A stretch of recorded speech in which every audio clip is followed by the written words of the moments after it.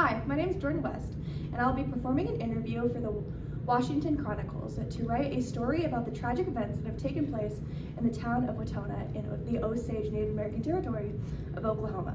I'm here interviewing Belle Greycloud, the spiritual matriarchy for the Osage tribe. How are you doing today, Belle? I'm doing great. Thanks for having me, Jordan. Absolutely. How do you feel about the discovery of oil on your territory? You know, it's been an interesting process having all of these new people in our area. I'm just so used to seeing all of our tribal members everywhere we go, saying hi to Moses at the grocery store, and now there's just a lot of people I just don't know that well, and it just makes me feel a little uneasy. They don't really act the same as my tribe does, so it's kind of been a difficult transition.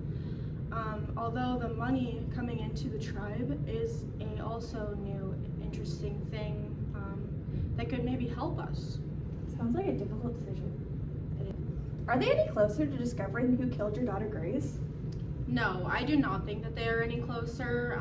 There is Sheriff Jess Gold, who has shown a small amount of interest in it, but it just can't go anywhere because more people keep disappearing, more people keep being murdered, and they're all tribal members. It's not anyone outside of the tribe, and I think this is just gonna keep happening. They need more people, they need more resources. It sounds very frustrating. Can you tell me about a couple of events that have impacted you since the discovery of oil in your land? Yes, I can. Number one, to start off with, is all these people disappearing from the tribe. And by disappearing, I mean people are running away. They're also being murdered, and it is only tribe members being affected by this. And then I was arrested, actually, because I came across some people that were shooting eagles, and I don't even think they were harvesting them for any use. They were just shooting them for recreation, to have fun.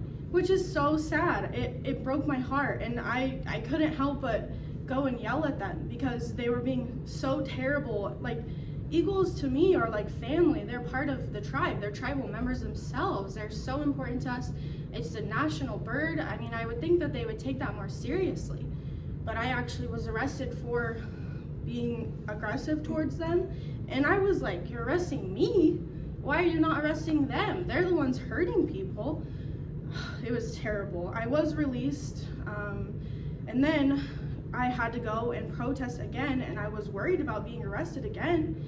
But these bats, they were also going and shooting these bats just for recreation, and those are so important to me and to my family. They're used for spiritual purposes, they're used for healing purposes, and it breaks my heart. I had to go into my basement and just take some time for myself.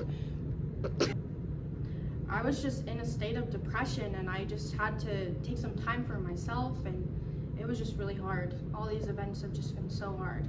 Completely understandable. Some difficult topics to talk about. If you could give advice to someone in a similar situation as yours, what would it be? You know, this is kind of a tricky question because I think different tribe members have gone about the situation differently. I think for me, I can always just say that you should stand up for what you believe in, and you should stand your ground till the end if you can. Like when I was protesting at the caves for those bats, you gotta be who you are. You can't hide that even when times are really tough. Although I will say that I can't judge anyone that is fleeing the situation or hiding things from the government and things like that, because times are tough out here. It is scary. People are dying. You got to protect yourself, but also stay true to your values. Absolutely.